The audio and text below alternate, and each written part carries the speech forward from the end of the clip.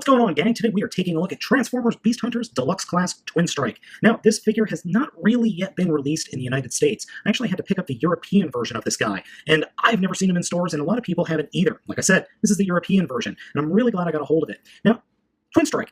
Kind of weird that we got this guy and Windraiser at the same time, but if you actually look at the two figures, they're very, very similar in coloring. So that's probably why we got these figures together, as opposed to any of the other Terracons.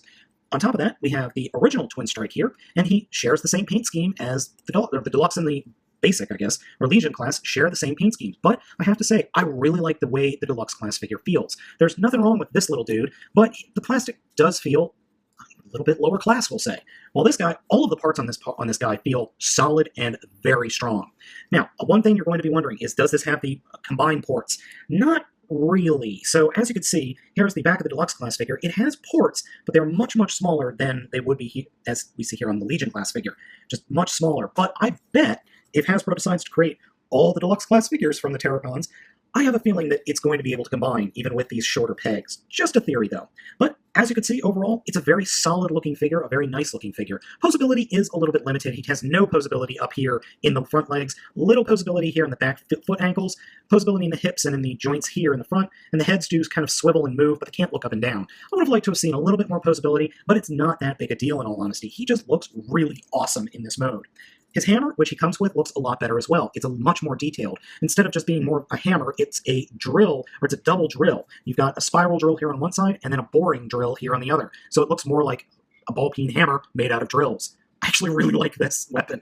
I think it's a much better representation of the weapon than we got in the Basic or Legion class figure. Sorry, I keep calling it Basic class, but it's really like Legion. Transformation for this guy is exactly the same as the little one. To start off with, we'll take the feet and turn them around 180. And then we will take the hip guards and pull them out. And these are actually kind of tight. So pull them out, flip them down along the shin, where the shins would be, and then push them back into place. Or I should say slide them out from the upper legs, flip them around, and then slide them in to form the shins. And then you can stand the figure up. Like that. The rest of the transformation is pretty easy. Take the hinge that moves the back legs and fold the back legs just to the back of the robot mode. Fold the twin monster heads down in front of the monster mode, and then flip them out to form the shoulders. Open the inside, and then flip up the head. And flip down the arms, and then just kind of work it so that the rear monster arms are kind of pointing off the back, or you can point them straight down, doesn't really matter, and then flip up the twin tails. And that's it. The robot mode you end up with is really nice looking. I've got to admit, I'm pleasantly surprised by just how much I like this figure. Its paint scheme is nice, it's solid, and it just works for me. The only negative that I can come up with is his head is really much too loose, and I'm not really sure why, because I guess there's nowhere to peg it in. It's strange. But other than that, I don't have any real complaints over this guy. His poseability is a little bit on the lacking side. He doesn't have any knee poseability, but he's got a little bit of foot poseability, and his legs go forward and back, in and out.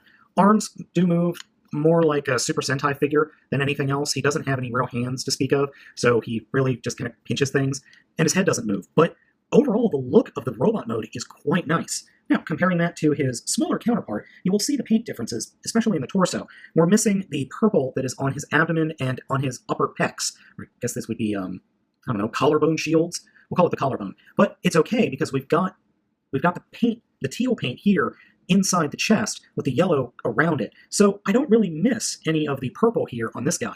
Now, the head sculpts on both of these figures are really nice. As you see, the head sculpt here on Little TwinStrike is really solid. Very nice looking. But his Deluxe class version is equally as awesome. As you can see, there is a ton of detail in that head sculpt. It's just really, really nice, actually. It's well detailed, the paint is good, yeah, the head wobbles back and forth a bit, the eyes are a nice color, and the face is actually painted.